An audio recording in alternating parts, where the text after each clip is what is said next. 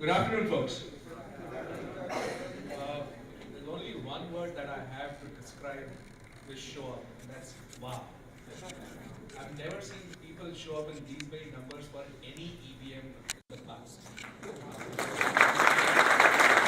So, either of the two things are true. Number one is you guys are so super excited and so willing and wanting to ask questions, and that's why you are here. Or you guys have no life.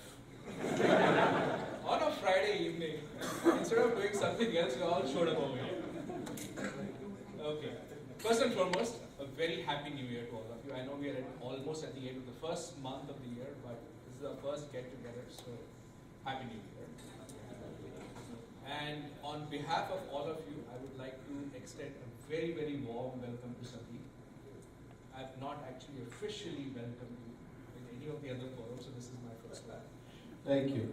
And no, it's super exciting times, and I think for many sessions and evenings that we've spent over here, a lot of discussion on where the organization is going, what the future is, what trajectory are we going to follow.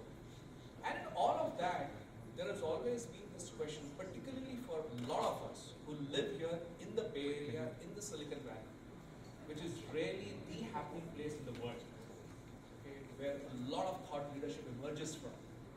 And also a place which is very different in terms of whether you call it the living conditions, the kind of communities that we live in.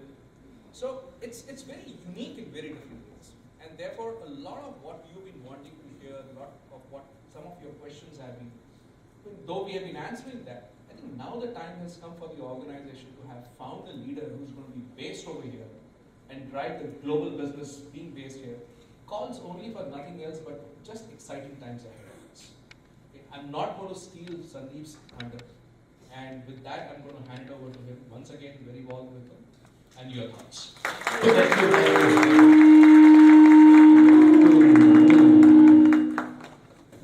Still works. No, that's mine. All right. My God. Can we, can you come up front, please? And if you can check this mic to see if there's no dissonance. There are some seats there, guys. Come. Please. And there's somebody looking for the chairs?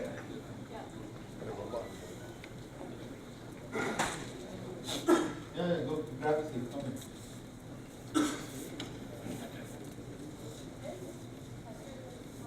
You getting some more chairs? Yeah. Yes, sir. We're getting it. Yeah. Okay. Perfect. Good evening. Good evening. A little louder. Friday evening, as Mr. said. Good evening. Good evening. Perfect. So how are we doing? Great. Great? Well, I am actually super excited. I can tell you today is my day 17 at Zensar. And it almost looks like, 17 years to me. Because that's the average number of years given to me by most of the executives that I have met. Everybody says they've been here for 17 years. Just a show of hand, how many of you been at Zensar for over 10 years? Wow! Oh, keep it up. And for the rest who have not been, can you give a big round of applause to all that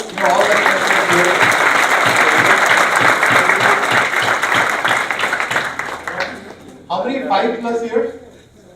So everybody else is 5+ years. Has anybody joined recently? Right? So, what does this actually tell you? And one of the biggest reasons that attracted me to Zensar is the people. Obviously when I was in a lot of discussions with the board, I kept asking them the question which intrigued them, because I wouldn't ask them question about business plan, numbers, market, profitability, service lines. And probably the first 3 or 4 meetings that I had was all about the culture of the company, all about the DNA of the organization, all about what is it to be a Zensarian. So this is to be a Zensarian. You know, when the hand goes up and says that you wear your pride to come here on a Friday evening and attend this event, right? That is to be a Zensarian. And that is what at the beginning attracted the hell out of me, that there is something out here. Let's go and figure it out. And the market and the capabilities, the technologies, the services, the accounts, a couple of $1 billion here and there, you know, all of that will happen. And if we are committed as a team to drive it, we can achieve almost any goal. Right? So, thank you, Nitin, for arranging this, and thank you, Shaina, for putting the EPF together. I am really looking forward to working with all of you as we get going to really charter the growth of the organization, which it truly deserves to be. Because I know what's out there in the market. I've spent a long time in the industry. Right? In the first 2 weeks that I was in India, I was in Pune, Bangalore, Hyderabad, and this week that I've been in the West Coast. Next week I'm in East Coast and then in London. With every passing day and every passing meeting, my resolve that we can do better and we can certainly be far, far bigger and transformative force in the industry only increases. And I'll give you a little more color, hopefully in some of the question answers which we will do today. But great to be here, and who all were on the webcast? Did just one? Thank you, Shaina, for supporting me. That's very kind of you. Yeah, so maybe next time we'll do a West Coast presentation. So just one? Nobody else? Did you hear the recording of it? One more. Thank you. All right. So actually, then I think it's imperative that I reintroduce myself. That's the reason I asked who all were on the website. So just a little personal background on myself. I have two very young kids. They are 23 and 18 years. And I have a third kid, which is my 5-year-old golden retriever.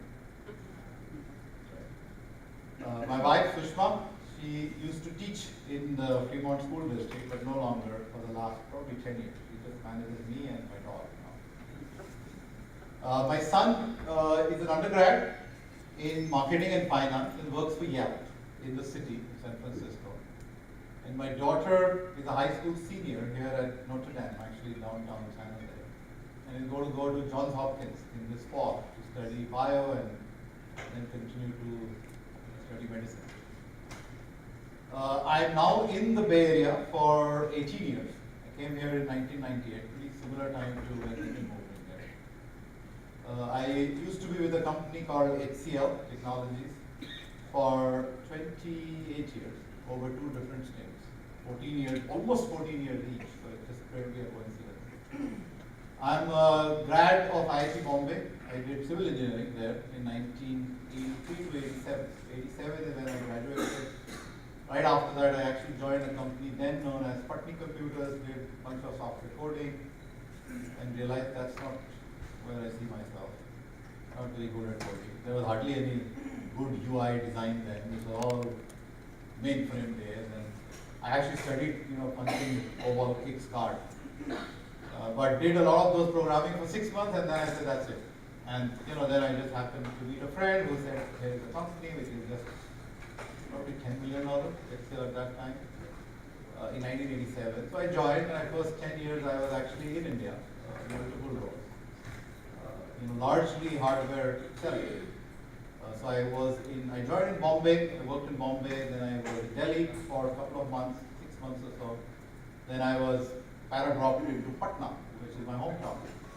And there were no HR systems then, China, for your information. So the person who posted me, we had a rule those days that you cannot be posted to your hometown. Right? And somebody who said go to Patna probably didn't either know the rule or didn't follow the HR process. And nobody wanted to work in Patna anyway. This is pre-Lalu Day. Right? Even then nobody wanted to go there.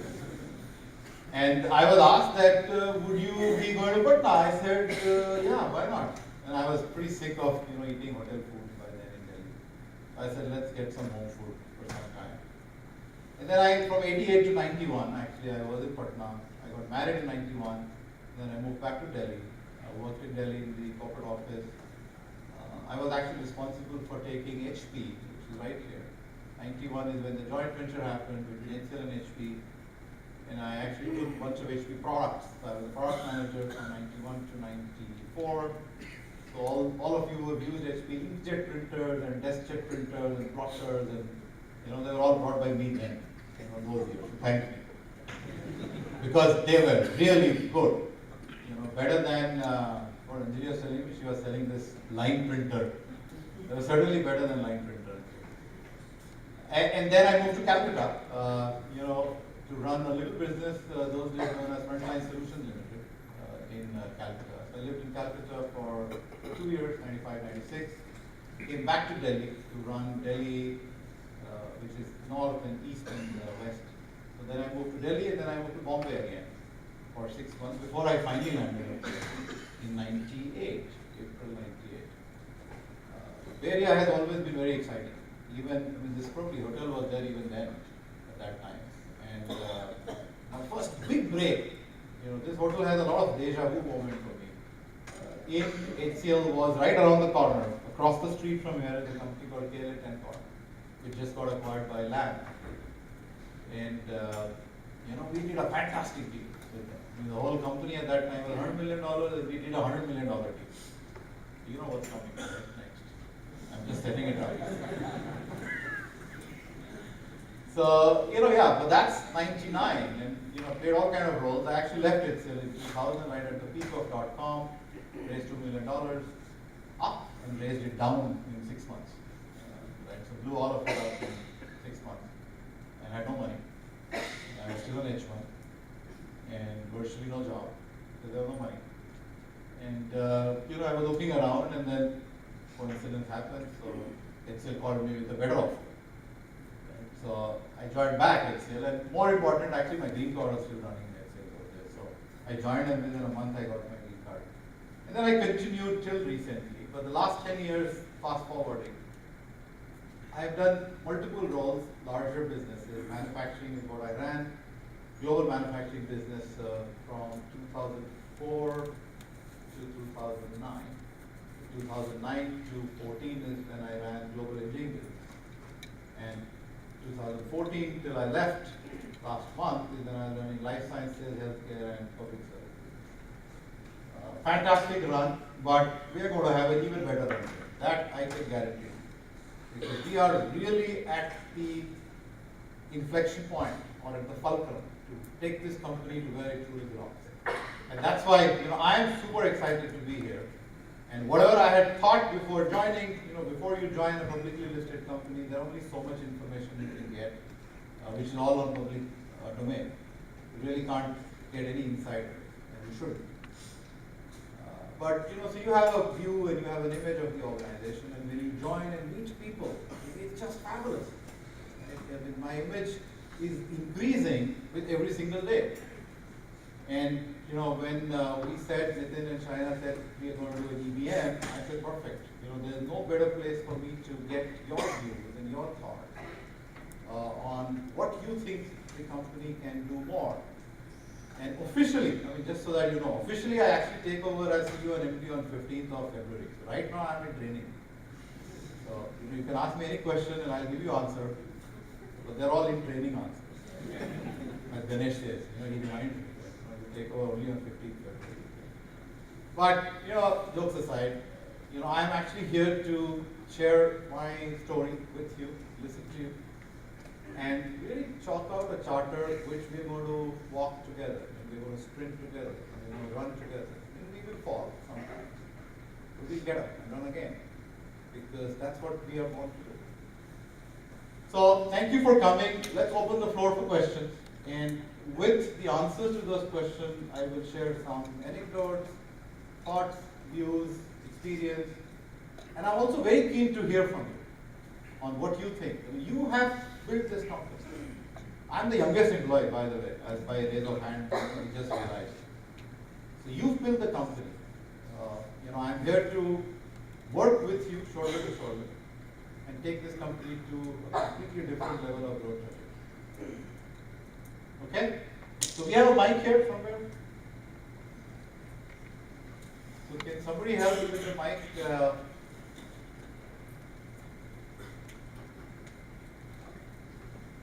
Yep, let's roll. Nitin will give $100 to the first question. Take it from him.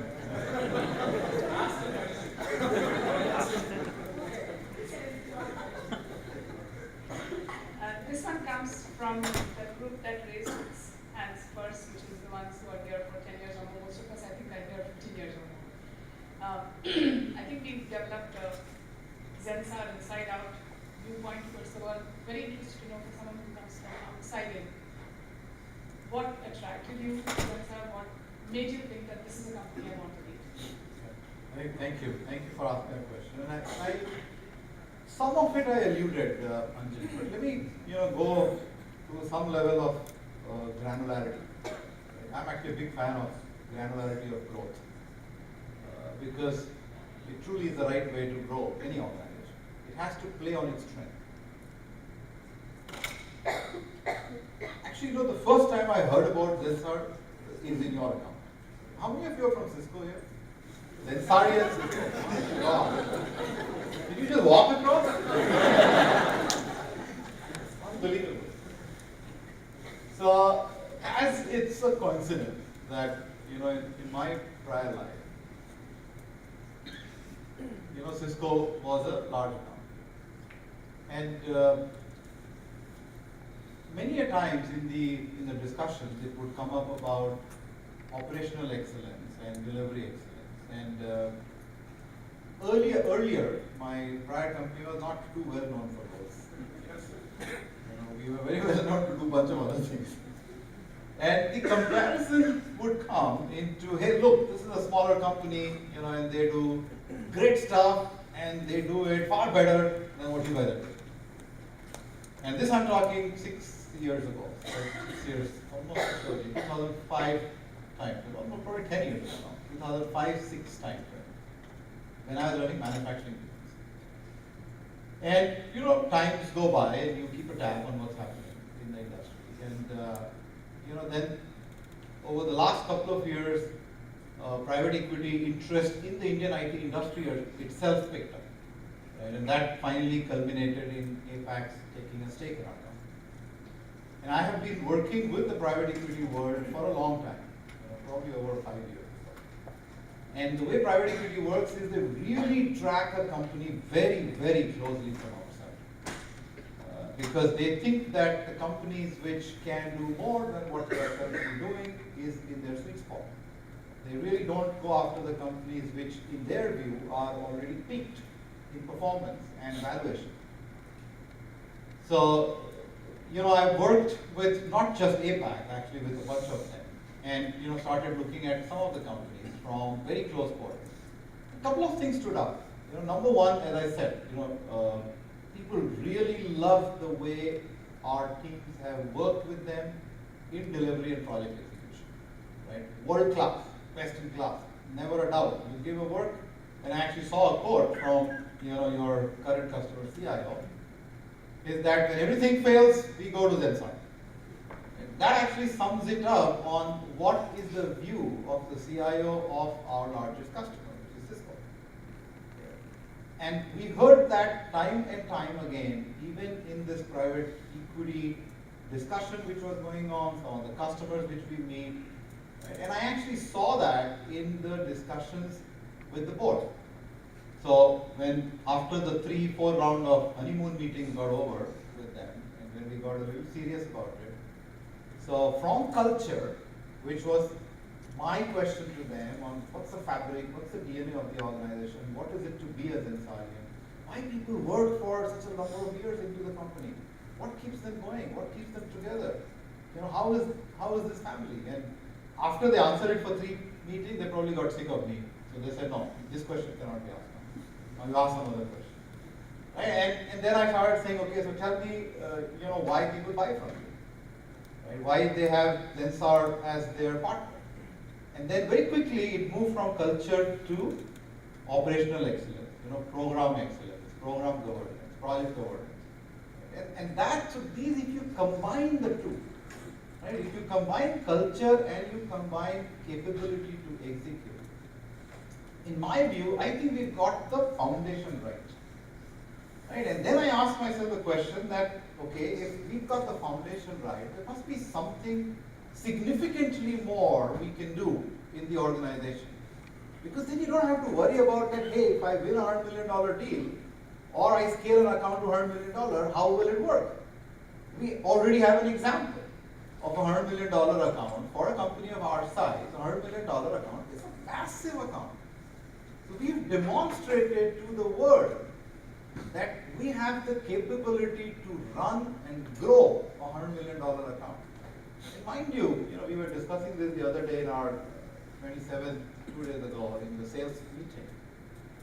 If you take a top-down view at the industry level itself, right? We are a part of quote-unquote Indian IT industry.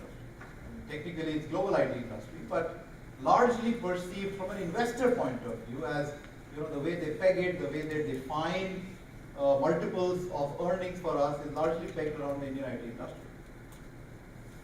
Across the industry, it's a $150 billion industry. Of the $150 billion, $100 billion is exports, right? We are all part of that $100 billion exports market from Indian IT context. In the $100 billion industry, you know how many customers are there more than 100 million per annum? It's a public knowledge because all the companies actually declare, they don't declare the name, but they actually tell you how many $100+ million relationships there are across the industry. Right? They're less than 35 in that range.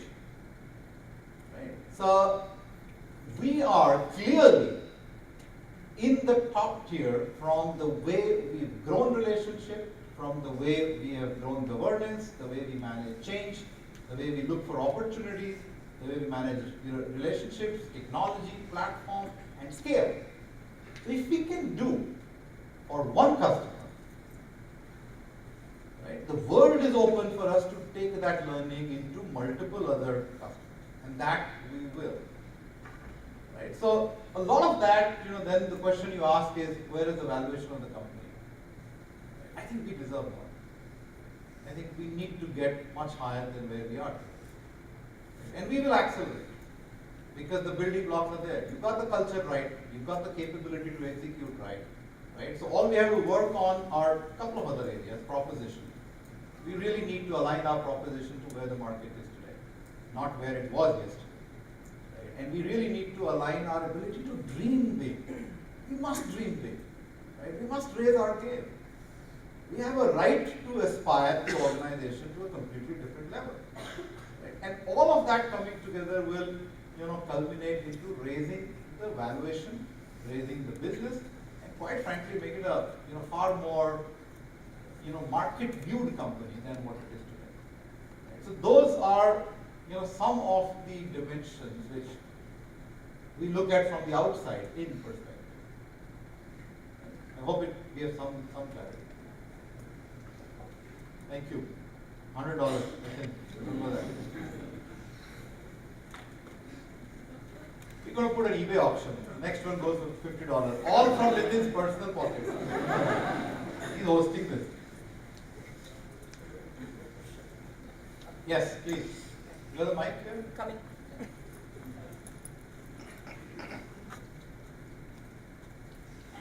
So this is. Sorry, is it? Yeah, so. No, I can hear. I want the people, everybody to hear. That's why. So basically, from the time I've been with Zensar, and it's going to be 9.5 years, but it's been Dinesh who's been leading us, and he's been an extremely good leader, and everybody here will agree that. The only fact was he was based out of India, and of course he made X number of on-site trips. But now with you based here in San Jose, would things change? And do you see some things changing? If yes, both internally as well as with customers? How do you think? Yeah, I mean, great question. Thank you. First and foremost, as I have mentioned earlier also,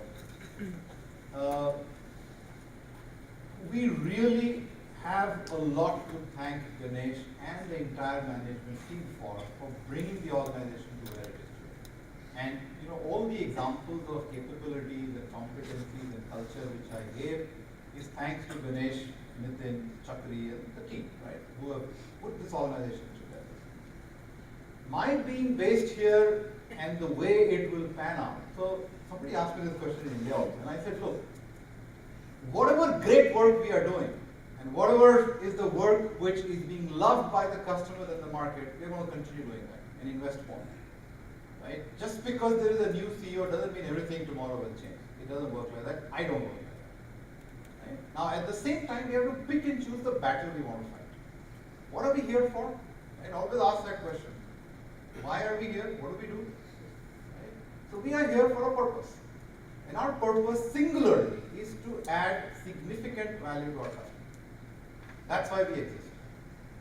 The definition of value delivered to our customer has changed dramatically in the last probably 2-3 years, ever since digital came into mainstream, than the previous 30 years. Right? And my being here, my being in the market, we believe that will help us capture those nuances far more quicker than what we've done in the past. Right? Eventually we do, everybody gets there. The winners of the markets are decided on who finds the ride up. You have to catch the wave when it is going up and ride with it, rather than catching it when it is plateauing or declining.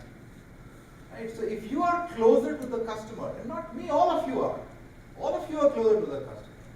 So it's our responsibility that when we see a trend and when we see tailwind, right, we must capitalize on it.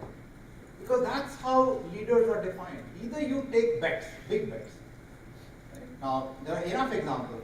We are very fortunate and blessed to be in Silicon Valley. And you can see disruption happening all around you. Companies coming in and disrupting the existing business model. And I'm going to touch upon that also. But to answer your question, I think our cumulative responsibility is to really go after the big trends which are happening and disproportionately invest on those trends. That if we can do 1 cycle ahead, 2 cycle ahead, 3 cycle ahead, will define how we are going to take this organization to the next level of growth. So to that extent, it will help. I have also committed to everybody in India that I'm going to be there in India also every month. So, you will see me enough, and after some time you say, get out. I think you're being a pest. But I will be there for a variety of reasons. I think there's a lot of good work happening out there, and we really have to accelerate that good work there. We have to also invest, as I was mentioning earlier, in proposition development.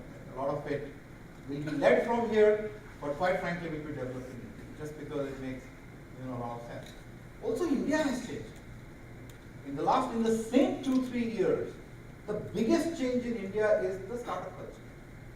It's changed the fabric of the country from an IT perspective. Right? So no longer are we competing for our talent pool with IT companies. We're competing for the talent pool with those bunch of startups in Delhi, in Bangalore, and Hyderabad, and Gurgaon, and other tier 2, tier 3 cities. So the way we have to look at it, we have to learn from them. We don't need to reinvent everything ourselves. If there are better processes of running, for example, a digital engagement, let's go ahead and learn from the way the native digital startup companies are doing, rather than running it from a 50,000 people or a 100,000 people company who have no freaking idea of what digital is anyway. They have just masqueraded. Right? So we must be very open, and we are very open to collaborate. We are very open to learn from them. We are very open to share our experience with them, and that will continue. That also, so the reason I mentioned going to India is to get a pulse on what's happening in the talent pool market, what's happening in our organization structure. Because India will continue to be very large for us. We are going to be expanding significantly more into all of our 3 locations as we develop our business. So I will continue to go to India, but this is my home. Right? I pay my taxes here. I better come here and enjoy the weather. So you will see me far more here with the customer. Okay? my biggest sweet spot is with the customer. Right? So I will be with you in the customer far more, hopefully, than what you've seen otherwise. But I have to just balance my time. That's just what I signed up for. I better deliver. Yeah. Well, did it help you also? Hi, first of all, congratulations Thank you. and welcome to our family. And my name is Priyanka. I'm quite a newbie in Zensar, just 2 years. So, and I'm at Cisco. So I will be talking more about the way Zensar does partner engagement. And since you are coming outside from Zensar, so I mean, have you thought or have you focused on one sector of the partner engagement, the way Zensar do, where you do see a lot of room for improvement for employees as well as for the client? I was asking like an analyst. They did that to me in like day 6 or 7 or something. And I said, just back off, guys. You know, you ask me all these questions after day 90. I deserve that much time. But I think, sit down, please. I think it's a very, very smart question. I was with Prasad and Anjali, we were doing some of our Cisco related discussion. And I said, well, you have to just bear with me because I have a little bit knowledge of Cisco.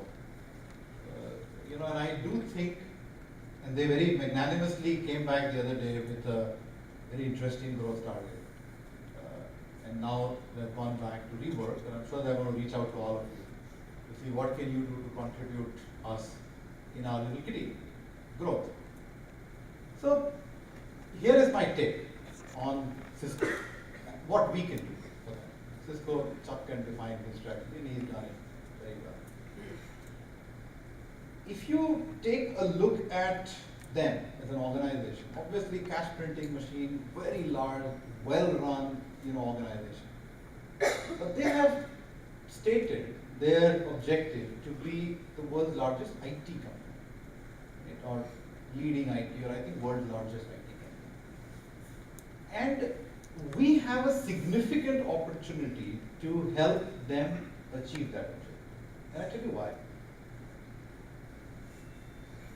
So far, one view to look at their business is that, and they'll hate it when I say it, but I'll say it anyway, that they've been a plumbing company. Right? They're a dabba box company. Because a router is a router is a router, a switch is a switch is a switch. You deploy it in a hotel or a hospital or a home or a factory, it's the same freaking switch, right? Or the same router. And that's what has given them the momentum to which they have come. It's pretty similar. As an organization, every company goes through an evolution, and then takes a big decision, a BHAG, which is a big, hairy, audacious goal of defining, here, this is what I want to be, and I want to be the world's largest IT company. Now, when you say you want to be the world's largest IT company, obviously the market is, on this whole cloud infrastructure. Digital is driving, security is driving. But if you take another cut at it, it is still a very horizontal play. Right? The way we should approach this problem statement of Cisco is actually to develop vertical stacks and solutions for them. Right? Because in future, and it's actually already happening. It's already happening now. The way you provision your network and security and cloud provisioning for a bank, is different than the way you would provision it for a healthcare, for a hospital, or for a payer insurance company, or a manufacturing or an aerospace company. And that who can do? We can do at Zensar, because that differentiation is in the application layer. It is in the application stack. Now, we've been working with them for 15 years. And it is our responsibility to lead with thoughts rather than just do what they ask us to do. So I don't know whether today we are doing everything what they've asked us to do, or in a massive relationship there is some percentage of thoughts which we have brought, not business. So we must lead with thoughts of new generation, of defining a point of view. The beauty of a point of view is you can argue it for or against. It's a point of view. It's not fact. It's a point of view, it's an opinion. We have a right to express our opinion as the largest IT partner for Cisco, with a view that this will help you, Mr. Cisco or Miss Cisco, achieve your goal. Always align the point of view to the stated goal which they have. Right? India yesterday launched on 26th of January, launched 20 smart city initiatives. Right? It is on the top 5 things which Cisco wants to do. Global, smart city, because smart city is smart because of communication, networking, digital. Cisco plays right into it. But if they just go and approach it from a box perspective, they're going to lose that time. Because Ericsson and Huawei are all coming, and competing for the same business from their thoughts and points of view and application stack. And then this whole SDN is changing the game. Earlier, your telecom infrastructure and data center infrastructure were completely separate.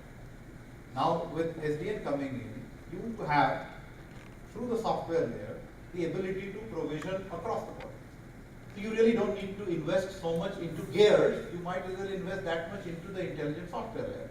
Who can do that? We can do. Zensar can do. So I would actually strongly encourage every single one of you here in the room who are part of Zensar engagement with Cisco to start coming out with one idea which you will own. Don't look around and say this, which is Anjali, you own, God will own, and I forget this three. Right? I think we have to change ourselves. And you are in front of the customer. So to answer the question, if we are in front of the customer, it is our responsibility to lead and bring the rest of 1,500 organizations which is supporting Cisco from us, aligned to that thought. So that is just one example of what there are many examples. The other example I can give you in Cisco is business model change. The best that I saw, we do FPP at DNS in that account, right? I don't think we do any outcome or output based model. Output we probably do, but outcome no. So business model innovation will also happen. I mean, digital is completely disruptive. And we must invest disproportionately into larger relationships for us to grow. And Cisco is a clear-cut opportunity for us to invest disproportionately and grow, invest into proposition development. So I'm very happy, and I'm sure so is Nitin and Prasad and Anjali and Deepanjan, to come and say, okay, here are the 5 ideas, let's bubble it up. We can't do everything. So, don't come back and say, here are 50,000 ideas and we invest 1% into these. That's not going to work. So bring all the ideas, because you just don't know. And we are going to launch a lot of digital platform in Zensar, which you would never have seen before. So watch this space very carefully as we build the organization to a completely different level of thinking. And digital is going to be, we are going to be a digital enterprise. We must be. So bring up the ideas, put it out there.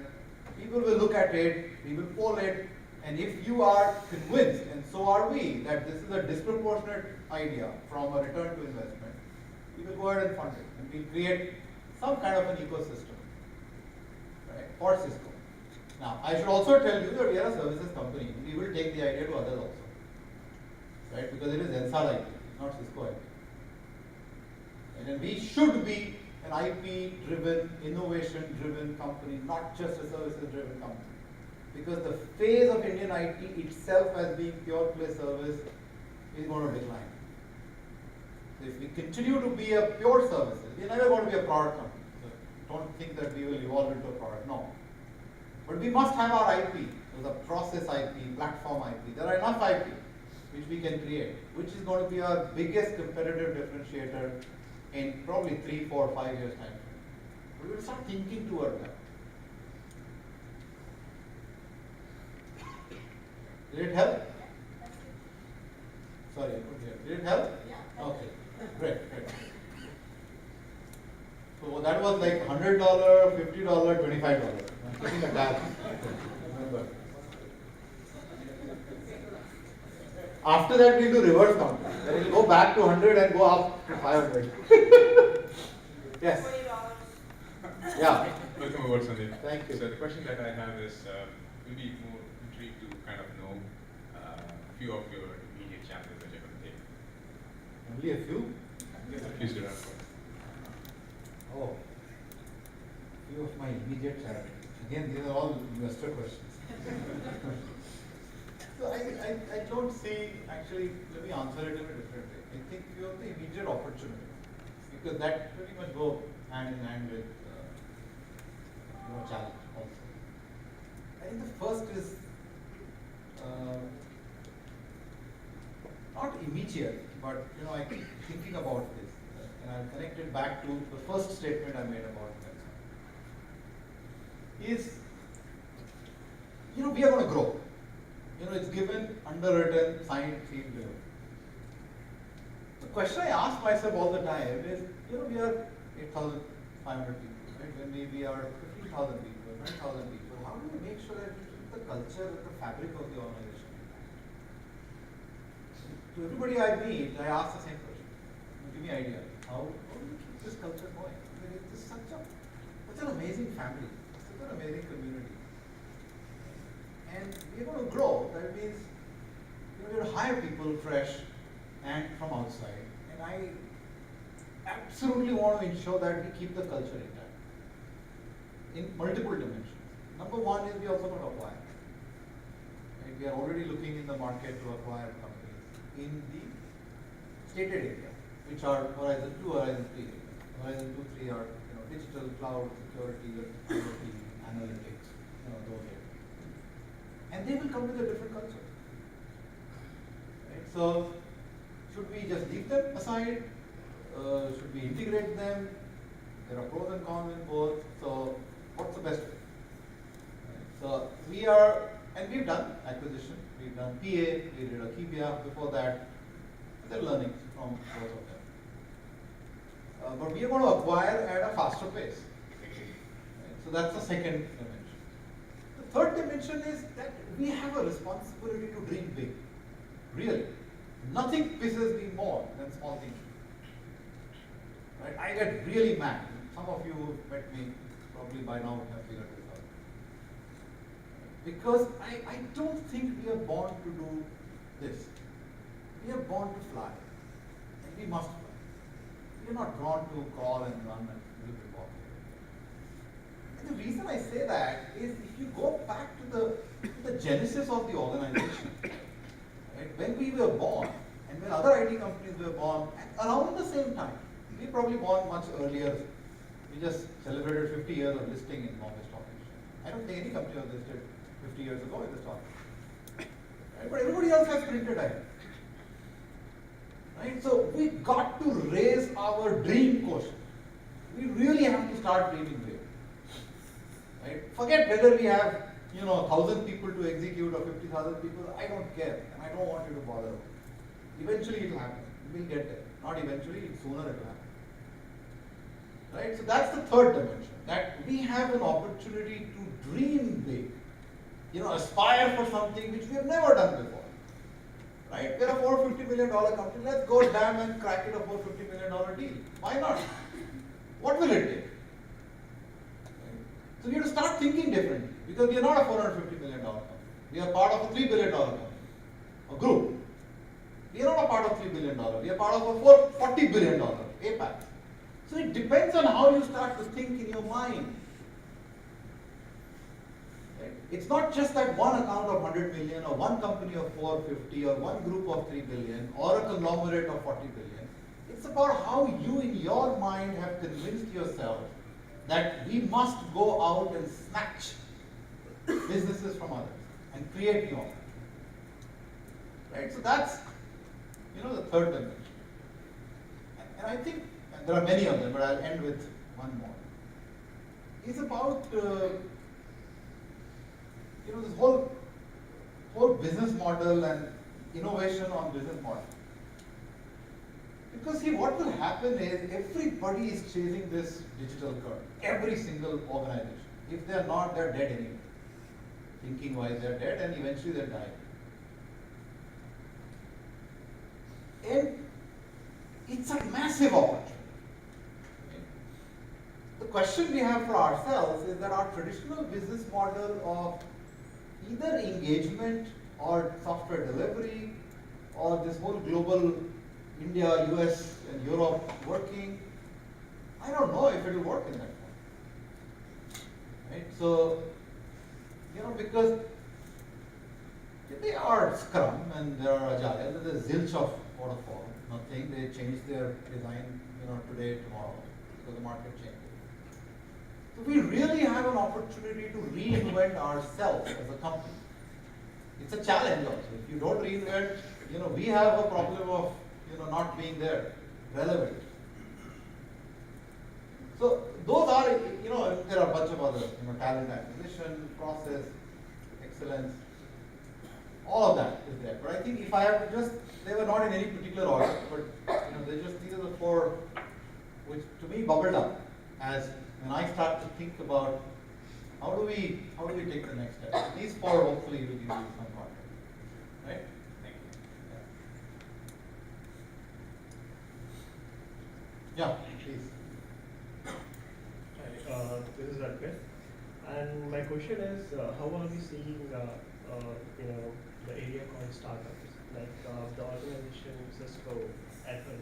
They themselves had created a kind of atmosphere within the organization. In fact, Cisco has separated one of its, they have separated one team, and they are calling it as our startup, and they are funding startup and pushing them to come up with the percentage in terms of the team called Nebius. So how are we inside and for startups and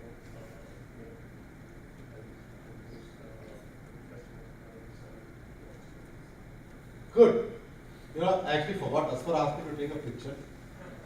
So he said, send it to me. And all employee codes are being transmitted. Sorry. So I think, you're right. Our view of life has to change. Because so far, we've been, we are in a safe zone, is what I call it. Safe zone is where we have worked in a particular way, it's worked well. IT industry, once you are inside the account, you kind of stay there, unless you really screw it up big time, And there are good news and bad news in that. Right? The good news is you print cash, right? You keep running. The bad news there is that you stop to think. Because every day in the morning you get up and you say, okay, so where is my SRD or MRD or something on which I can work? And what has happened with the industry itself, the Indian IT industry, is in the last 25 years, virtually stopped to think. Because you just become a great execution engine. You just execute well, spit code, process. And we've got very good at it, right? And there's a value associated with it. But now, suddenly, with the disruptors coming in, which are in the native form, right? And who would have actually thought that, let's say Airbnb will come and without owning anything, will be more valued than, Marriott and Sheraton combined. Or Uber for that matter. And taxi as an industry is a 100-year-old industry. Right along when Henry Ford introduced, Model T, within 5-year taxi industry. So it's a 100-year-old industry, and here comes a company with just owning nothing except the software, will change it. And there are lots of good examples happening in the other parts of the world also, not just here. Right? China has some fantastic, innovation going on. I mean, they literally copy the segment, and then they innovate within that segment. They copy the same segment as what you see in the West. India has, something great going on. I mean, the whole way in which Flipkart innovated the cash on delivery model, right? And in the retail world, the innovation which is happening is click online and go and pick up the same day. So it's just changing the behavior. Now, coming back, and we are still contemplating the idea at Zensar on how should we do our innovation, right? And should we, for example, create a Zensar lab? And in that Zensar lab, we measure the both the input, the culture, and the outcome completely differently than the way we are doing it in Zensar technology. I mean, Zensar technology, by the way, is going to fund Zensar Lab. Zensar Lab has no way to generate. Either I put shareholders' money in that, or the cash reserve of Zensar technology. But something we have to do, right? And what that something shape and form will be at this time, I don't know. But it's already in our mind. It's already in our mind of that we've got to, if we have to disrupt disproportionately into our market segment, we're going to focus ourselves into a pretty limited set of markets, customers, and geographies that we will operate in. For a simple view, that so that we can go deep into those rather than doing too many things for too many people and too many corporations. But in those segments, if manufacturing is a segment, technology is our segment, we've been discussing about how to create this lab, which is more a culture shift, a thinking shift, than an investment question. Investment, I can find money. That's not my worry. Question, how do you run it? How do you measure it? How do you measure? Let's say we put 100 people there. Fine, that's the easiest thing to do. But how do you, how do you mentor them? How do you measure them? So then the question is, then we hire a CTO or a scientist or something like that, which is associated, and then define measurable impact at some periodic interval that it creates. Because revenue model from that directly is very difficult to attribute. The other thoughts then is that maybe what we should do is create that innovation engine, Zensar Lab, right? And these are all ideas, by the way. They're just bubbling up for the last 19 days. Maybe more, probably because I was thinking about this earlier also. And then create a track of Zensar Fellow. Right? The way you grow up, engineer, project manager, program manager, director, VP, da da da da. Right? And we have a different track, completely different track, in which, like the way you have IBM Fellow or Ford Fellow, right? Or mega companies or GE Fellow, which are at a different trajectory. But we have to put the building block. I don't think we have the building block there defined yet, like it is for Zensar technology for a service organization. We don't have the building block defined for this, but I'm very open to ideas. So if there are something which is coming into your mind, we are going to launch a platform in which you can actually put these ideas. So let me know, but it is on our track and we will do something on that. Okay? It's a great point because like all of us believe, I mean as we said earlier, the staffing model will die, and it died. I mean, it didn't die, but it died. And some reminiscence are still there. Similarly, the entire service delivery model in which the traditional way of customer engagements with service providers will also die. And it is our responsibility to think ahead of the curve and come out with something which will disrupt. A disproportionate return on investment, which can be monetization of a few of those ideas. We may even sell it. We may even sell, some platform which we create. We can actually sell it out. So that could be. So all the ideas are open right now. We will conclude that in probably about 1900 days time. But you will see some action.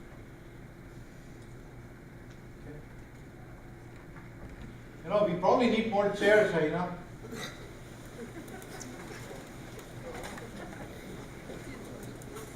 So there are 1, 2, 3 people can come here, please. Come, 3 of you can come ahead. And I'm sure there are enough seats in between as well. Guys, come. Please walk up. Yeah, come up here. There are 2 here, there's 1 there, there's 1 here, there's 1 there. There are like 6 of us. 6 seats right here.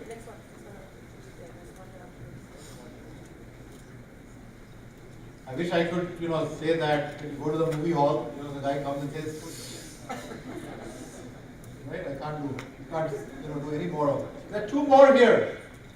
Can you please come here? Come. 2 of you can come here. 3. There's 1 more. Thank you. Come. And if you have a seat available next to you, please raise your hand so people can see. Is there any seats in between? Thank you. One more. One of you can come. Run. Yeah. Next question, please. Yeah, here.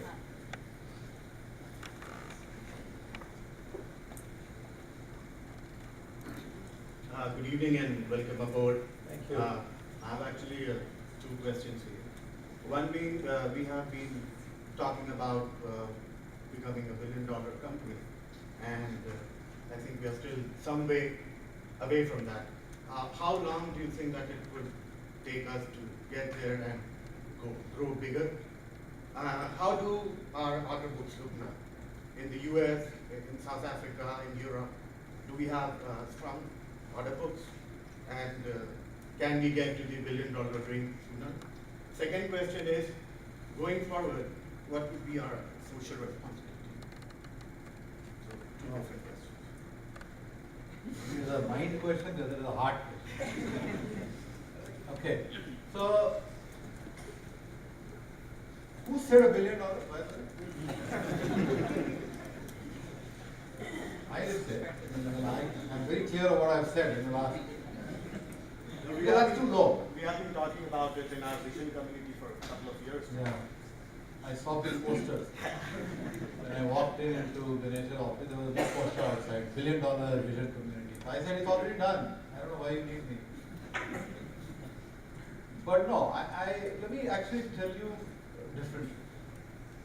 Because I am not even though we have a fiduciary responsibility, I'm not a big believer of chasing numbers for the heck of it.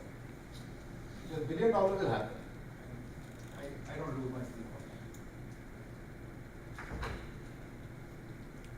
that. I was telling this to Nitin, probably sick of my statement by now. Is that, what keeps me up at night? And actually, board also asked me this question, what keeps you up at night? And when I gave my answer, they said, oh, really, not $1 billion? I said, no, $1 billion doesn't keep me up at night. I said, what keeps me up at night is as follows. We are in an intense, globally competitive economy. So all of our customers, 100% of our customers, are multi-vendor. There is not a single customer that I have seen so far which is completely, singularly exclusive. And as we go forward, we are going to limit our choice of customers even more. We are only going to work with, the top 50 companies or top 70 companies in our market. Right? And that's what we want to do, because we want to really bring multiple services to a set of accounts, a set of relationships. Now, if that's the world in which we are operating, how do we make sure that among several of partner employees who are walking the hall of that customer, with the walk, the customer should say that she is a Zensarian. With the walk. Because a Zensarian walks differently. It walks with far more pride and confidence than other IT companies combined. That's what keeps me up at night. Because when we get there, I can tell you 1 billion, 2 billion, 10 billion, they're just figures. When we have that level of confidence in our organization and in each and every one of us, because the confidence comes because of thought, confidence comes because of point of view. It comes because we truly believe that we are freaking best in class. Right? That's how you walk. So, if we focus on a larger set of dimensions, I think the numbers will take care of itself. That's the way I have built myself. That's the way I have built myself for a number of years. If you chase number, you're chasing a transaction. Then you will get there, and you'll have a glass of beer, and then you'll move on. So if we get to, we will get, there's no if, we will get to 1, 2, 3, whatever billion dollars. But we really must do justice to ourselves, that we have to get there differently than others who have gotten there. They've gotten there as a tick in the box. We don't want to get there as a tick in the box. One. Two, we don't have to play by others' rules. You got to really create your own rule and win there. So what are other rules? Other rules are 1 billion, 10 billion, 100,000 people, 250,000 people. That rule somebody else has defined, not me, not us. We have to define our own rules. Right? What could that rule be? So, again, those are questions which are in my mind right now. What do we stand for? What if we say that every single of our customers that we work with, every single one, in an externally conducted customer satisfaction survey, we are among the top 2, or top 3, or top 1. And if we are not, then we walk. Right? Not internally conducted. You get a customer satisfaction survey done. That means value delivered to the customer. And that's the pride with which we stand. And forget about $100,000, $200,000. I mean, they're just delivering service for service. We are creating more value for you than any of these other guys combined. Right? And I'm sure there are many, many other ideas. That is what I think we have to work towards. We have to work towards our own cut, not on somebody else's cut. I'll give you another example. On the same about 50 year of our listing in stock exchange. So I asked Bala, who's our CFO, I said, tell me your pride and honor moment. What do you feel so kicked about in life? And he looked around and he said, wow, I remember. Right? I feel damn kicked about that a week ago or a month ago, I went to Bombay Stock Exchange and they invited us and Ganesh and we did a gong. You hit the bell. I said, fantastic. So what was the bell for? 50 years. I said, wow, 50 years of listing. Then he showed me the big plaque which was in our boardroom in Pune. So I said, okay, play this up a little more. So let's ask ourselves the question, how many companies in technology industry are listed for 50 years worldwide? Forget India. India, nobody. All listings are happening in 10 years. Right? So you change the dimension. Right? And I can guarantee you can't count beyond these two hands. There are less than 10 companies worldwide who are listed for 50 years. And then take another cut. How many of those 10 are more than $500 million market cap or more than 5,000 employees? Right? You get a better subset. Right? So suddenly, instead of a number 14 NASDAQ ranked company, you are globally in the top 5. If you define your rule, you define your plane, you define your thinking. And why is that important? Because then you go and tell the customer that, look, what does listing mean? Why is listing important? Just because it's dollar per share, or rupee per share? No. That's a given. Why is it important? Is because of accountability, governance, change, risk, compliance, right? The way we conduct our business. Tell me how many companies have been listed for 50 freaking consecutive years and are A and B and C. So so we have so much of good within our own company. And watch how this space will unfold. Just watch this thing very closely in the next couple of months. So how we will come with some new ideas and new thoughts and repositioning the company. All towards achieving a far greater objective in life than just that $1 billion. $1 billion will happen. I'm not too worried about $1 billion.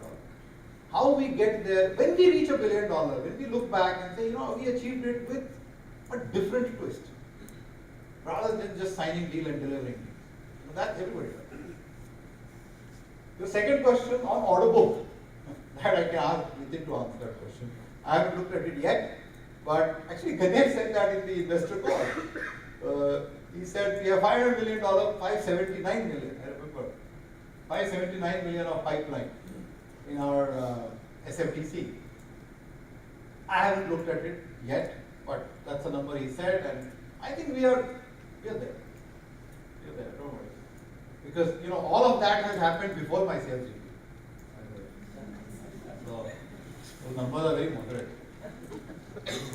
So we will get there. Okay, and that's on your, I also want to add a comment quickly on, South Africa. See, South Africa, that's the another thing, which is a hidden jewel. It's a hidden jewel within our company. Right? We are probably the second largest Indian ID company in South Africa. I didn't know it till I joined. Right? Unbelievable. So, it's an amazing story of how we've done fantastic business and unbelievable growth, better and faster than anybody else. So, I feel pretty good about South Africa, except for their dollar-rand ratio, which is a different issue, but that's nothing to do with the ability to win or ability to deliver. That's a financial issue.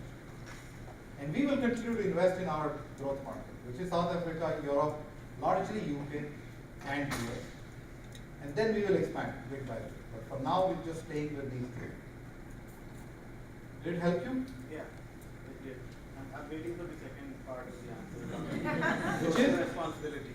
Which is, sorry? Social responsibility. Social, oh, thank you. So, you know what, actually, I met Ruchi, who heads our corporate social responsibility, and I was amazed, unbelievably amazed. I mean, one, she's just an incredible lady.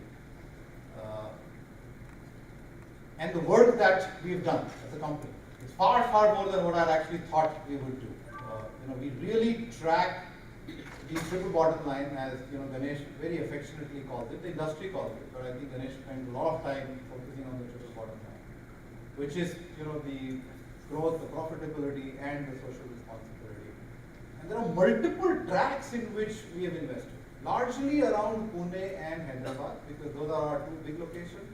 In digital literacy, skill building, biodiversity park, what else is there? Women, empowerment on the social sector. And what surprised me and what I felt very good about is that it's not just that we are doing for the sake of doing. There is just so much of genuineness into the way we deliver that and the way we track it. So it's investment. Last year we spent 5 crore rupees, is what I was told, which is just under $1 million now, into creating significant impact into those constituencies. So next time you are in Pune or in Hyderabad, I would actually encourage you to take some time and visit some of those CSR activities which Zensar Foundation is doing today as we speak. Okay? And at the group level, at RPG level, that's another different ballgame, at a much larger magnitude and scale. Right? And as we continue to grow, I'm sure RKT will continue to grow, and we're going to add other locations, like Bangalore, for example, we don't do much here in the United States. We're going to add United States. Because it's not that, CSR we must do into wherever our constituents of businesses are. Right? US, Europe, South Africa we also do. Sorry, I should have mentioned. South Africa also we do a pretty good amount of CSR into the local community, largely around skill development and training, on making them IT aligned. Right? And it also serves as a feeder into the opportunity which we create as a company in South Africa. So it has a dual objective, but it works both ways. You should track that. I think I was very, very thrilled with the way we've gone about in our CSR. That's an unbelievable work. At the scale at which she's done, and managing it, tracking it, managing it, and huge amount of passion. Right? Yeah, thank you for your answers. Thanks. Thank you. Yes, if we get the mic here, it's for others, but yeah, please go ahead. I'm Sumit and I work with Amit and Prasad in building a social collaboration group. Thanks. I just have one question, very simple question. At the end of the day, we are a service-based company and we provide service and we are doing pretty good in Cisco. Everyone is aware of that. What my question is, since most of the things which are upcoming headquartered in San Francisco, like Uber or Airbnb, which you just talked about, are we trying to expand our services to those startups as well? Those are very small, but the profitability is pretty high. So does Zensar have a plan in expanding its service division to those companies like Uber, Fitbit, or Airbnb? not all startups, but the ones which are pretty good in last 2 or 3 years, and those are expanding in India as well.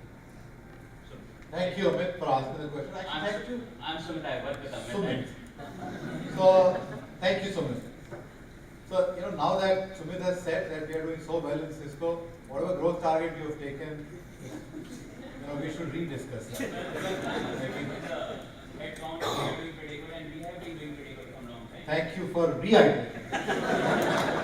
Because Anjali has a different view, by the way. You guys should discuss it. But, alright, let me answer your question. So, by and large means almost 90-95% of our business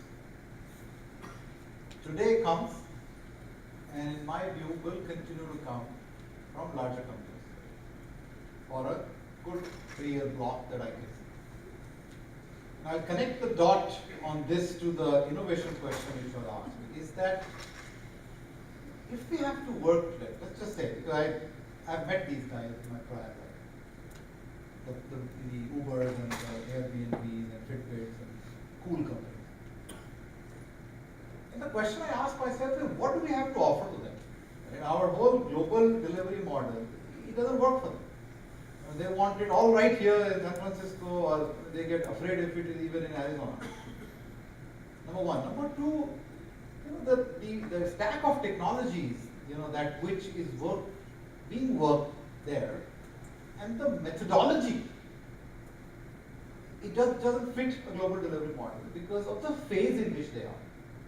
They are in an unbelievably growth phase. And where I have a little bit of a comment to offer, none of them make money. There is no profit in them. They're just burning cash. But, for some time it doesn't concern us, but eventually it does, because, you can't keep printing money and hope that you will survive, because somebody has to then put money. There needs to be a viable business model. So, a lot of them will disappear. So, we really have a call to take. Which one will disappear? Where should I invest? So, it's a gray zone. Where I think we have to work smartly in that segment is actually connect the dot with the innovation engine. Because this is where I think our own innovation at Zensar Lab has to start coming from. To start working with companies which are at the bleeding edge of thoughts and technology, and which are disruptors. Right? And we will do a disservice to ourselves if we sit aside and keep thinking that all we will do is just work with large established companies in their what is called Horizon 1 area, which are large deployment and large maintenance and large support. Because we really need to be relevant even to those companies. And if you don't learn from what is happening on the edges, we will stop being relevant. And that's a question which is both a concern and an opportunity. We've not yet figured out.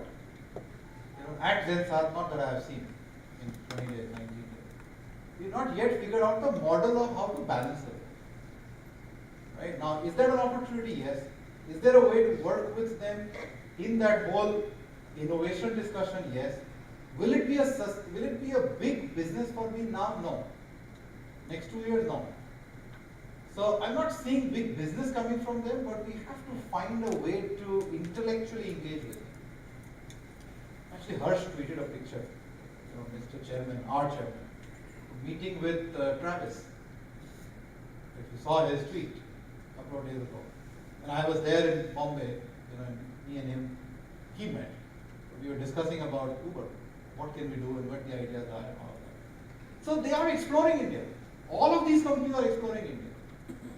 Right? But they are not yet ready, in my mind, yet, to do a global development center. The way we do global development center with Cisco or John Lewis or Toys R Us or Assurant or Hannah. Because those are large, mature organizations. They've been there, done that many times. These companies they have their own issues they're dealing with, and they really need somebody here. So unless we create a business model which is compelling enough for them 100% on site, I don't think it's going to work. Right? So our thinking with them has to be more platform-led, innovation-led, not people-led. Not that we put hundreds of people to support you. on the core platform, where we can support them. 100 people is on the TAC area and some L1, L2, those areas they are very open for. But if I'm looking at core app dev, core platform development, I haven't yet found how to crack that code from a service deployment at scale, predictable, sustainable growth. There are a lot of spikes which go up and down. So, it's a mixed answer. We have to engage with them to get our innovation engine going, but I'm not sure if we have the formula right yet. And I'm open to ideas. If you can crack the code with me, please do. So if you think that there are better ways, that here are 2 areas to engage with Uber or Airbnb or one of these companies, then let's talk. How do we give those ideas to you? If you have some ideas. Wait till 15th of February, when I'm no more at training. And it'll come to you. We are launching a platform exactly on that day. Sorry, can you mic please here?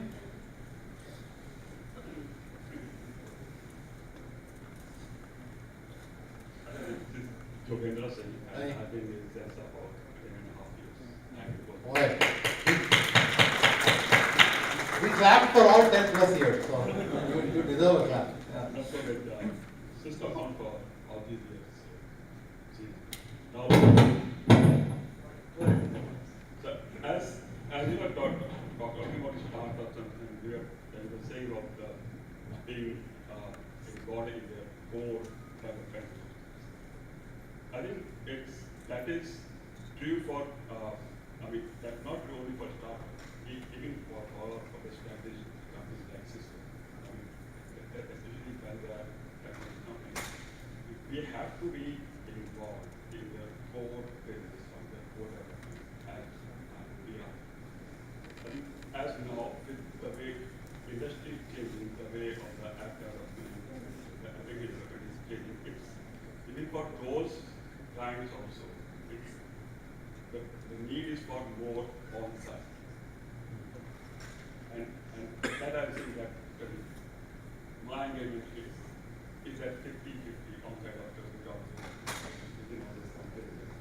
Why is that? Because if you have to compete in those areas, it has to be on-site hackers. Oh, and of course then it's always a challenge for us. Cater to those on-site people. How we plan to deal with that. And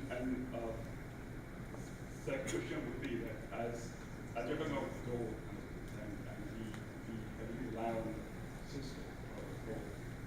But then of course that growth from Cisco is always there has to be a parallel growth from non-Cisco beyond all those dependencies. If you see that half of the companies we are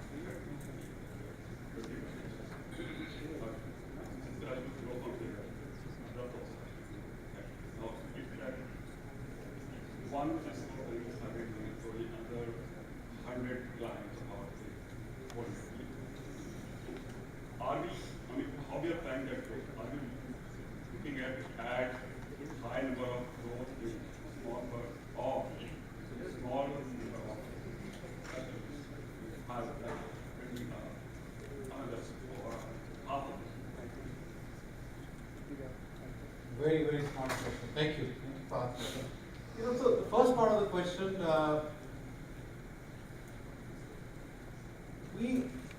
the on-site business is a real business. Right? When I said earlier that the staffing is going away, it is going away, but it's becoming managed on-site. Any of the engagement that we see. And your customer is right in asking a model which is more Scrum and far more agile than the traditional large waterfall, global deployment. And the challenge which most of the companies have had, and I'm sure we've also at Zensar, we had and we are probably going through this, is to actually deploy a frame of thinking which is global deployment to an on-site centric deployment, and there is a dissonance in that frame of thinking itself. Now, we are a commercial organization.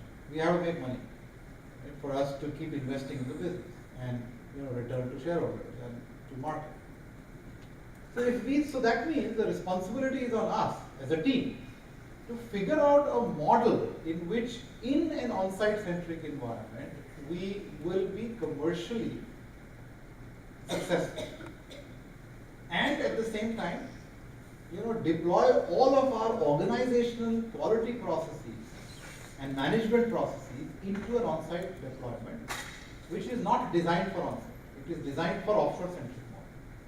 So we have two issues to deal with. One is the commercial viability. The second is the maturity of our processes and quality processes. You saw from Shubha even today, ISO certification, SEI certification. They are all largely offshore-centric processes. So we have to work on that. I don't have a magic wand answer that tomorrow it will work. The third is in talent recruitment. I think the global deployment model has worked well because you hire a lot of talent fresh from colleges and schools. Then you train them through your development methodology and training methodology, culture sensitization. We don't do that here. So on site, when we have a hire, we go out and do a lateral hire, of the capabilities and skills which are of a particular experience level. So all of these three we have to answer, right? And I can tell you, we are very open to fixing the on-site problem. I mean, my being here just helps. But that's not the only thing in which it should work. We are, actually, it's interesting you asked. Me and Nitin were sitting today and discussing on the growth arrows for our business arrow, and on-site is a growth arrow. But we have to do this differently. We have to go to the campus here. Right? We have to hire people in the campus here, in US, like the way we do in South Africa. South Africa, we have the global model. Right? We don't do that in Europe. Right? But in US, let's start small. Let's bring 40, 50, 60 people from campus, create a development center here. Make sure that the processes which are, CMMI or whatever agile processes are there are baked in. So that then they are just not a bunch of people, who are working. But, it's a culture which is working. It's a set of processes which are working, deployed by and delivered by people. Otherwise, what happens is that you just have a set of people working without any process backup. And if we can address these two, if we can address the fresh talent into the organization and the process maturity, it helps us take a little shot on business model. Then you don't need to do everything T&M. Right? Then you can actually do fixed paid, outcome based, because you're sure of the capability and the maturity of the process, value delivered to the customer. So we have a responsibility to do that. I don't have an answer that whether we have it or not, but I'm pretty clear that we need to do something to fix that. Because the growth in the next 3, 4, 5 years, there will be a lot of on-site centric. And I've seen it in my past life. I'm pretty familiar with it. So it will happen. Second question, very, very intelligent question, right? Because that's what I've been asking Nitin also. Like, give me this answer, man. Why only Cisco? Where are others? And he hides, and then Anjali comes with a sword. Cisco is a star. Fantastic. Cisco is a star and it should be a star. But at the same time, we have a responsibility, you're right, to grow other accounts. Because we really can't be having 100 million account and the rest are, smaller categories. And that's where to fix that problem is the statement I was making earlier, that the question we have to ask ourselves is that of the rest of the account, can they scale to 100 million? Do they have enough appetite? Are they large enough? Right? And if they are, then we're going to put a lot of investment and focus to grow. If not, then we have to go to the right set of accounts, which may or may not be our customer today. But your problem statement or the question is bang on. Yes, we do need other $100 million accounts. And Cisco, by the way, she is committed, and Prasad and Nitin have signed. I can show you that picture. They are going to go to $200 million. Right? Right? Yeah. So, yeah, see, yeah, good. Very good. Yeah, so Cisco has to continue to grow. That's one. Second, we do have a responsibility to bring other accounts at a much higher level, much higher level, and we'll do that. And there's some thinking and planning and strategy, which is exactly what we are doing for our FY17 kickoff and going into the 3 years now. But that's an opportunity. One of the questions which was asked earlier is, what have I seen coming from outside in the company? So I see that as a major opportunity. That it cannot be, now that we have demonstrated to the world that we have the capability to acquire and grow 100 million accounts. Right? There are not too many companies, there are not too many relationships like that. There are less than 35 in the whole IT industry, Indian IT spectrum. And we've shown that. If we have shown it to one, let's take it to other. Let's industrialize that process. But you need that industrialized process to be applied to the right size account. So whether we have the right size account or not, we've not done that assessment yet. But we are just in that process, so it will get done. Before we get into FY17, which is 1st of April, we will have that process locked. Right. But good question, thank you. How are you on time? I mean, I'm happy to keep answering questions. After that, what happened?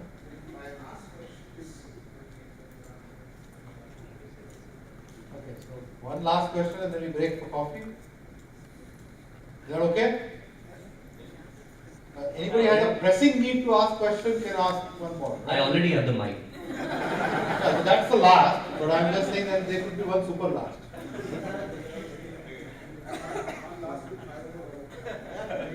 Okay, this is the $500. Yeah. $500. Yes. Okay. Yeah, at $200 million, yeah, you can ask 2 more questions. Sure, go ahead. Firstly, welcome to Zensar. Thank you. And since I love the applause, I want to disclose that I'm with Zensar for 12 years. So. Nice, awesome.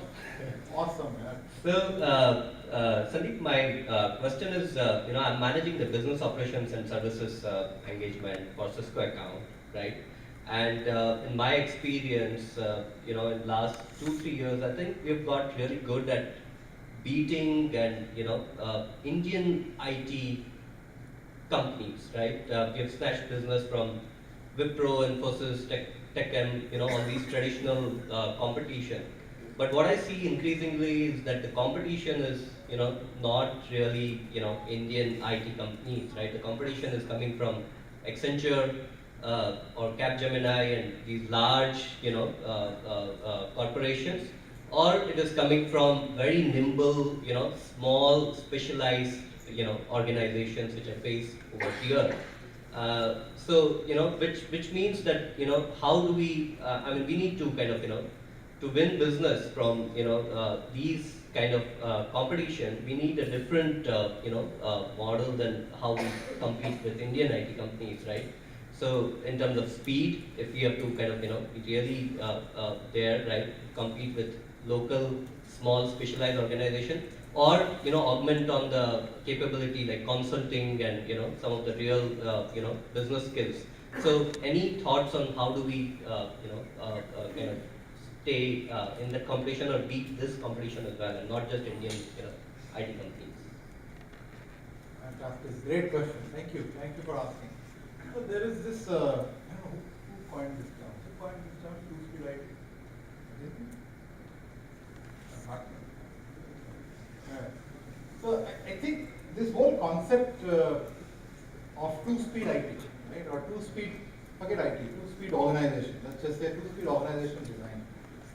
The reason that becomes important is because the traditional way of running an IT organization or product engineering organization or organization per se, for large companies, whether it is for Cisco or even companies of 8,000-10,000 people like Zensar, is how to keep the base engine running, and yet you have to disrupt, right? So that's what is called two-speed.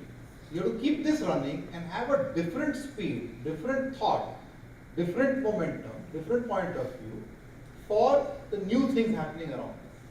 And all successful companies who have survived for 100 years, with or without digital has just come in. There are companies which have survived different generations of evolution, have done this two-speed.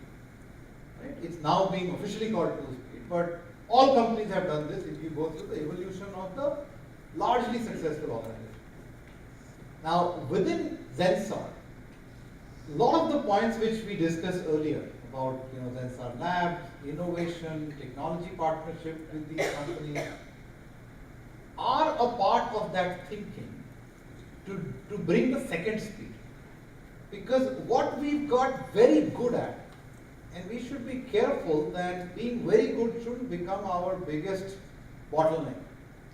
Right? What we've got very good at is fantastic execution of the program which is given to us in the Horizon 1 or traditional or mainstream business for all our customers, not just Cisco. Cisco loves us and hugs us and kisses us, right? But others also do. But at the same time, there is a challenge in that it forces us to continue to be good in that area. But nobody tells us, or nobody has told us that don't focus on this. Because we think it is our responsibility to continue to deliver in the demonstrated area or SOW or work package or whatever project we are doing. We've gotten so good at it that it has actually become a problem area for us to take our eyes off and do something else. And that is where this whole innovation engine or some new thinking engine we have to bring. Zensar Lab is an idea. It could be Zensar Ventures also. I mean, we'll name something. Right? And Zensar Digital is another one which is coming, it's given. And those are the ones which will focus on the second speed. Because second speed will need investment also. And the first has to fund the second. But it is imperative. I mean, if we don't do, we die. It's that serious. Because, we are a cash printing machine. We print a lot of money, more we need. But even now, I think, our profitability is pretty good. We've never lost money. But we shouldn't be self-satisfied that just because we are cash printing, we should stop thinking. And then we have a responsibility to be ahead of the curve. And the partnership with Airbnbs of the world and Ubers of the world and other ServiceNow or some other healing network company, software-defined network company, smart city. There are enough companies out there who are working. So we are going to create a technology partnership and alliance, as an organization, which is going to be feeding technology and ideas into that whole lab and ventures. And at some point of time, it will start to get its critical mass. And we will also bake that with a lot of internal people. It's not that everybody will come only from outside. Because I think we have a responsibility towards all of you. You have a responsibility to yourself to be better tomorrow than you are today. And better day after than you would be better tomorrow. Right? Okay, done? Subola? Okay, sorry, one more that side and then, is that okay? Yeah, let's do women power. Me. Mike.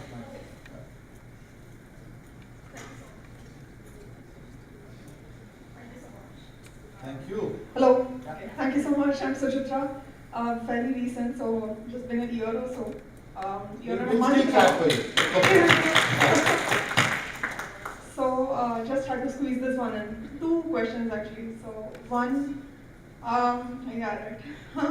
I have to extract value out of it. So two of them. One, you said, and it's really good to see a lot of exciting things are about to happen. Really looking forward to the Zensar Lab, Ventures, Digital. It's good to see this willingness to invest in research and thought leadership. And like you said, there still has to be trying to understand how do we monetize that, how do we try to extract the value or show that proposition out there. But along with that, from a business standpoint, and I'm sure you understand, there needs to be a change in the way we think about approaching business or gauging business, especially when we try to venture into this thought leadership or consulting space, right, when we're trying to get clients. Because we may have operational excellence, but that does not still build our credibility in this space if we are trying to get there. And so initially when we try to get clients, there has to be some willingness to invest where we're just building a relationship without immediate value, right? There won't be an immediate ROI at that point. So firstly, and maybe this may be a short question, but I just want to know, how willing is business to take that leap into thinking, yes, there may not be an immediate break even, but we will get there. So that's one. And second, a more personal question, what is your leadership style like? So. I think the answer to the first question is a short yes. And I wouldn't, I believe even happening now. I don't think either Chakri or Prasad or Anjali or Nitin or any of the business leaders would tell you don't invest. None of them. If they are doing, and then I don't think they have, either you have explained the value correctly. The responsibility is not on them, the responsibility is on you. To explain the value correctly so that it's not just a short-term view, but there is a strategic view. And if you do that, I don't think any person, it doesn't matter whether it's head of the business or anybody would say no. I don't think we run that you have to make money every person or every project. It doesn't work like that. There always needs to be a strategic view. But I should also caution you that strategy is the most misused word in any company. And every project which has come to me in my past life, oh, please approve its strategic importance. Now, nobody defines what that importance is. Right? It's of strategic importance, we must approve. One person we are buying at $100 and sell at $50. Why? Because it's strategically important. I don't know what is strategic in that. But if you do believe that it's a loss leader and here is the big picture, here is what we're going to do about it, that's fine, go ahead and do it. Nobody. Is that okay? Has somebody told you no? Don't invest? No, I haven't heard anything like that, but then it's always good to hear an endorsement at a leadership level about these things. So you guys are the leader. I'm an enabler. That's my job. I don't take such decisions, by the way. So if you expect that tomorrow onwards, 8,500 of you start sending me mails, please approve, no. Sorry, I don't work like that. You continue to work with your team. If there is a big issue that you want to discuss with me, strategize with me, pick up the phone and call me. That's my leadership style. And by now, hopefully, you know what my style is. So, very open and very collaborative. I give inputs, right? And I will give pretty strong input, but the decision are yours. I will not decide on your behalf. I have a responsibility to run the company. But if I start taking every decision, then I will become the biggest bottleneck in the company. That's not the way I work, and I should work.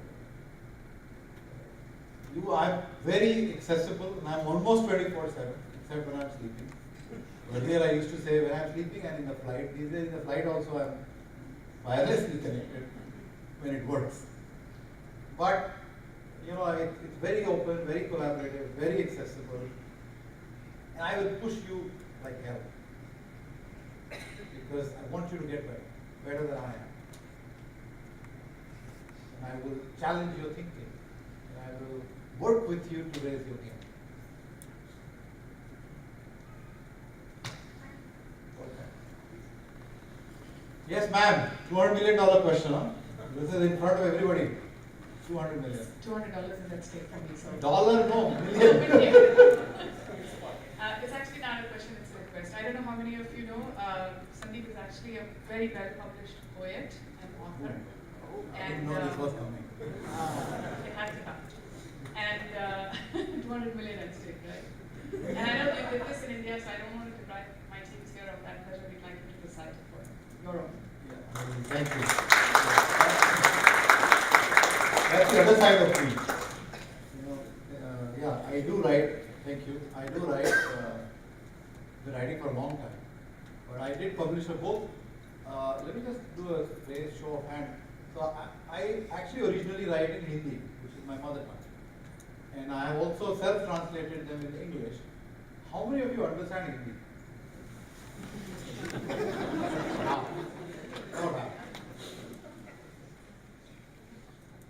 So I will first read in Hindi, and I will also read the translation in English. Is that okay? Which one should I read? What do you want to listen? I can read from all kind of genre. Which one? Rudolph? Quran. So that is not translated in English yet. So I'll actually, I have a book, I'll read it from the book, which is bilingual. It's in my bag. So,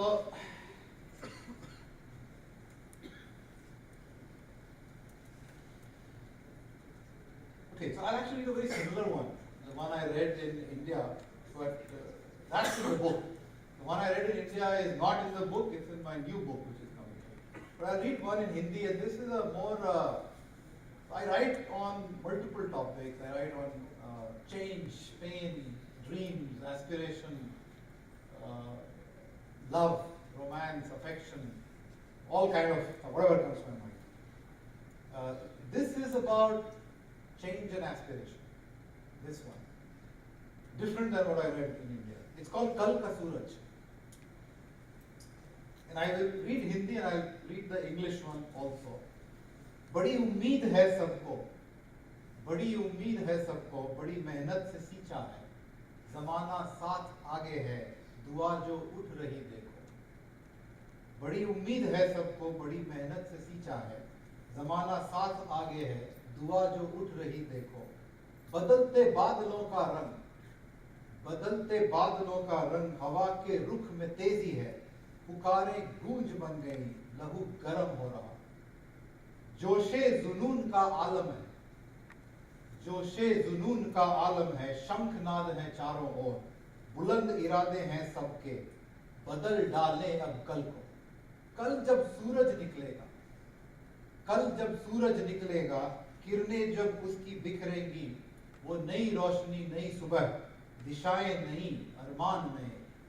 कल के सूरज में, कल के सूरज में कुछ नई मस्ती भी होगी, जवाबदेही का एहसास भी, कुछ नया करने की हसरत भी होगी, सबको साथ लेकर चलना भी होगा। बीते कल से कुछ सीखना तो होगा और नए विचारों को लाना भी होगा।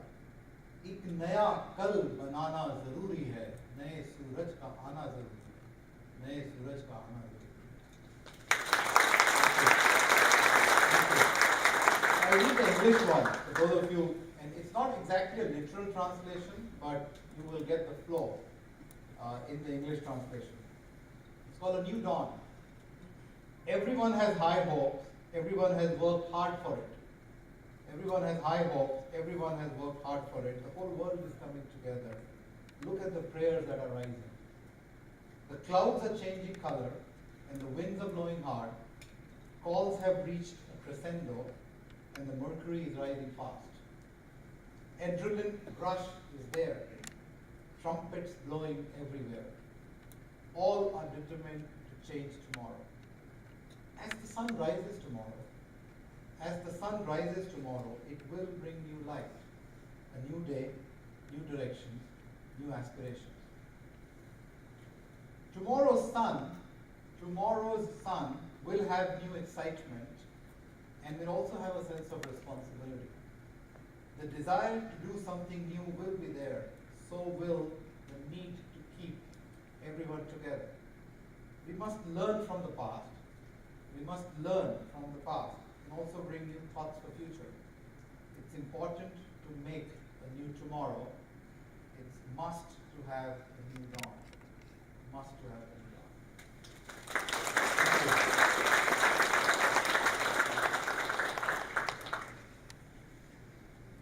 Okay?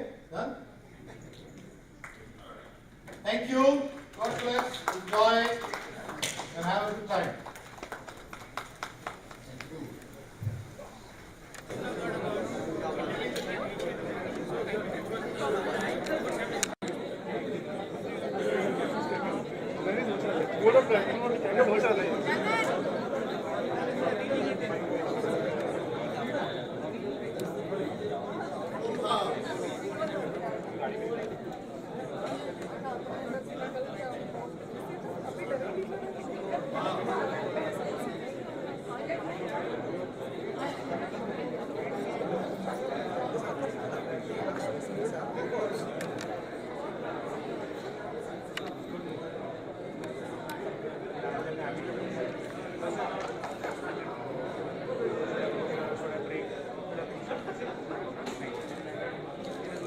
I could not see that coming. उसका पेपर और कोई क्वेश्चन नहीं anyway it's good